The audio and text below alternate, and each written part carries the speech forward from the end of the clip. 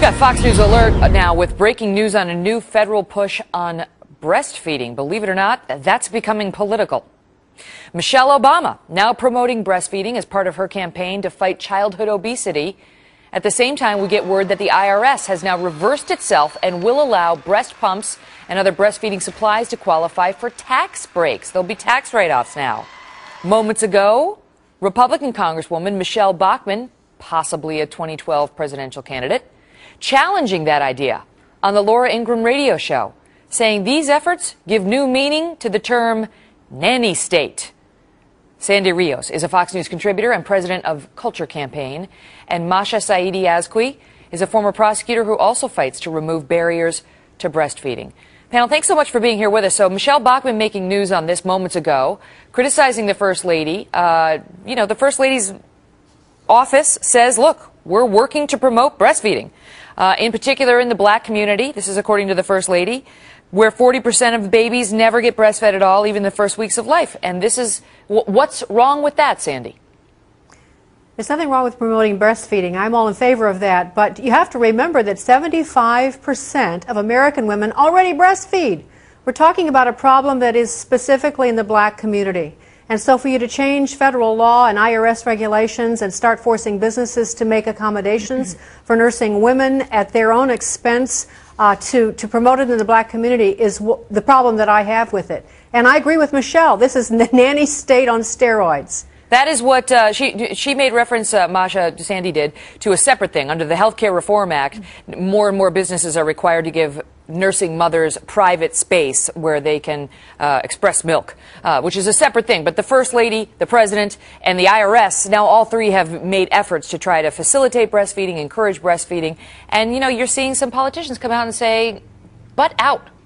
Megan, you know better than I do the significant benefits that breastfeeding has. It's very good for the baby. It's good for the mother. What this tax credit is doing, and also the federal work rules that you alluded to a moment ago, is it's helping to even out the playing field. It's allowing some women that do not have access to breastfeeding to be able to make the choice to breastfeed their children. For example, 30% of working women stop breastfeeding, and they say the reason is their boss doesn't give them the time to breastfeed, they don't have a break, and they don't have a place to breastfeed. So if we know the significant benefits to breastfeeding, then why not try to make it available to all women? I mean, this is a very personal choice. And if you look at low-income mothers, breastfeeding nursing supplies can cost between $500 to $1,000 a year. A low-income mother is not going to be able to afford. But do you know how much formula costs?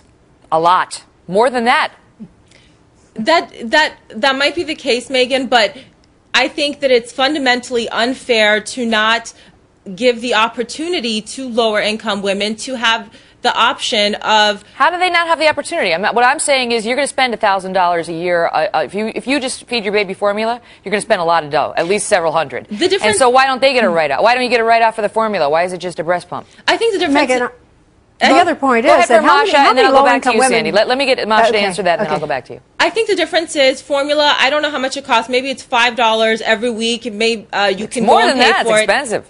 Well, however much it is, Megan, if you want to go ahead and buy a breast pump, a good breast pump is going to cost you $300. And maybe welfare will cover formula, but it's not going to cover the breast pump. So why, as an economically disadvantaged woman, I mean, you make the decision to go back into the workplace. If you don't have the $300 to shell out for the breast pump, not to mention the cost of the milk bags, the tubes, and so on, you're not going to be able to, you know, go to work or to breastfeed your children. Okay, let me get Sandy to respond. Megan, this is just nonsense. Low-income women don't itemize deductions, first of all, and so the IRS provision for this doesn't help very many people. And I think if Michelle Obama really wants to help women in the black community, I'm all in favor of that, to encourage them to nurse their babies. But to change federal law, to force employers, as part of this initiative, to provide a place for mothers to nurse and time off to nurse or to pump is not right. Talk about fairness. You're going to make business owners at this time in our economy accommodate nursing mothers at their expense? I'd say equal pay for equal work does not apply here. Well, Sandy, if what's a mothers... nursing mother supposed to do? You know, like when you are nursing, you're trying to give your baby breast milk, and you don't have a place you can go pump in private. What are you supposed to do? Exactly, Megan. Are you supposed to go into the bathroom stall to breastfeed your child? I mean, that's an excellent point. And I just want to point out that economically, this makes sense as well. There was a study published by Harvard Medical School last spring that basically stated that if 90% of American women were able to breastfeed their children, we would see savings of $13 billion a year annually on lost wages There's no and question health care. It's best for the baby, and it's good for mothers. But let me just ask you this, Sandy, and then I got to go. Is there a point to be made that actually the First Lady should not be opining on this, because there's a lot of pressure on women to breastfeed, and believe it or not, it's not the easiest thing in the world to do. And when they try and they abandon it, there's a stigma that gets attached to them. And is there an argument that having the First Lady weigh in on this only adds to that? Perhaps, Megan, but I'm not so concerned about that. That's something that women have to decide. I am concerned, however, with her trying to dictate and impose her ideas on women of all stripes, which is, I believe, what she's doing in this case.